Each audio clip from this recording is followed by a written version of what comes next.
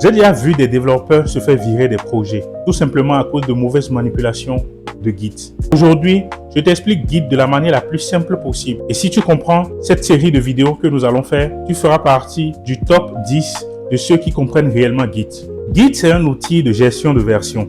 Il garde l'historique complet de ton projet, ligne par ligne, fichier par fichier. Tu peux voir qui a fait quoi, quand.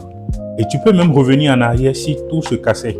Git, c'est littéralement la mémoire d'un projet. Avant Git, voilà ce qui se passait. Les développeurs s'envoyaient le code par email, littéralement par email.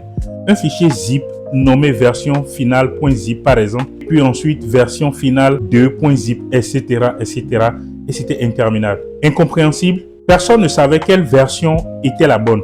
Tu pouvais travailler 2 semaines sur un fichier et puis un collègue écrasait tout, juste parce qu'il avait une copie plus récente. Impossible de travailler en même temps sur le même fichier. Si 2 devs modifiaient la même ligne, il y a un conflit humain. Perte de travail, des heures perdues à reconstituer le code. Revenir en arrière, c'était impossible. Si ton code cassait, tu priais Dieu, car tu n'avais aucune sauvegarde structurée. Ce que Git apporte, des sauvegardes intelligentes appelées des commits.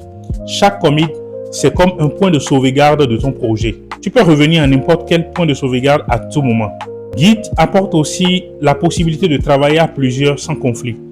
Git ne mélange pas tout. Chaque personne travaille sur une branche séparée. Puis, quand tout est prêt, on fusionne. Git détecte automatiquement les différences et même les conflits que tu peux gérer proprement. Git permet d'avoir un historique complet de ton projet. Tu peux savoir qui a ajouté une ligne, quoi, quand et quel bug a été introduit et où. Dans la prochaine vidéo, je vous donnerai plus de détails de manière simple, concrète et terre à terre pour vous aider à comprendre les notions essentielles de Git. Si ce sujet vous intéresse, écrivez-le dans les commentaires et laissez-moi votre avis.